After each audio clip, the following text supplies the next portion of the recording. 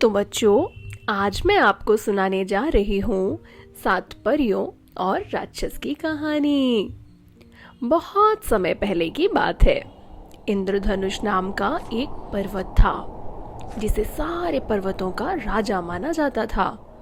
और इंद्रधनुष पर्वत की चोटी पर परियों का एक सुंदर सा राज्य स्वप्नलोक हुआ करता था। वहाँ 7 परियां रहती थीं और उनकी एक रानी थी जिसका नाम था चित्रलेखा। चित्रलेखा बहुत बुद्धिमान, दयालु और नेक थी और उसने सारी परियों को भी वही शिक्षा दी थी। ये सारी परियां धरती पर बच्चों के सपनों में आती, उनमें जादू बिखेरती, फूलों को रंग और खुशबू देती और चांदनी में संगीत बिखेर कर धरती को और भी खूबसूरत बना जाती। तो एक रात जब परियां धरती पर अपना जादू बिखेर रही थीं, तो अंधकार के राक्षस कालकूट की नजर उन पर पड़ी और वो गुस्से से आग बबूला हो गया। अच्छा, तो ये वो परियां हैं जो हर रात मेरे अंधकार के प्रभाव को कम कर जाती हैं। इन्हें मरना होगा, तभी मैं अंधकार का साम्राज्य फैला पाऊंगा।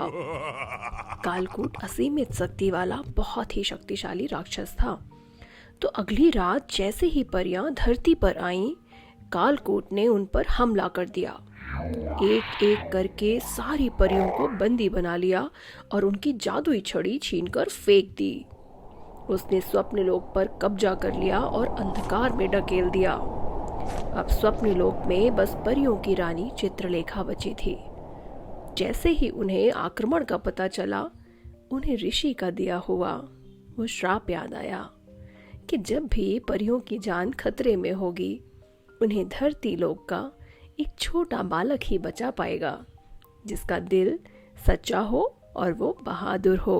फिर क्या था, रानी चित्रलेखा मदद मांगने के लिए धरती की ओर चल पड़ी।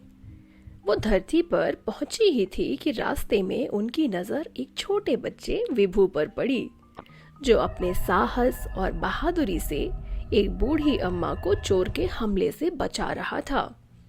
तो रानी चित्रलेखा ने विभू को पूरी बात समझाई और उससे परियों को छुड़ाने के लिए मदद मांगी।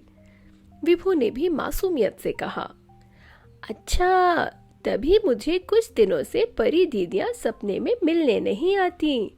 आप बिल्कुल चिंता ना करें, मैं परी दीदियों को छुड़ाने में आपकी पूरी मदद करूंगा।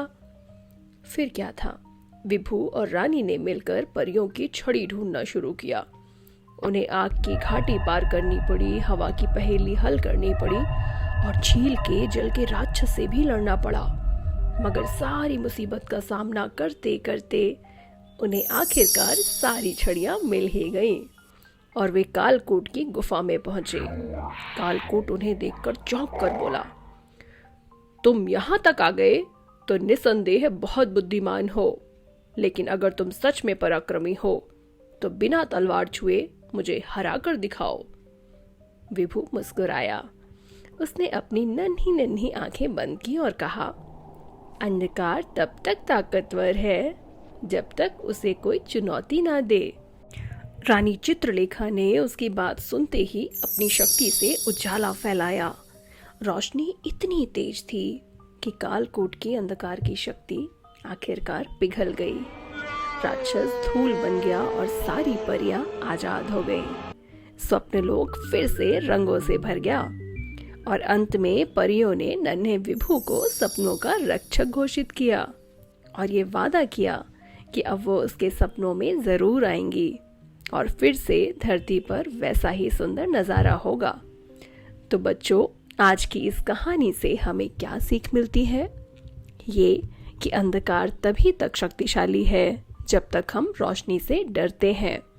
सच्चे दिल और साहस से एक छोटा सा बच्चा भी राक्षस से जीत सकता है।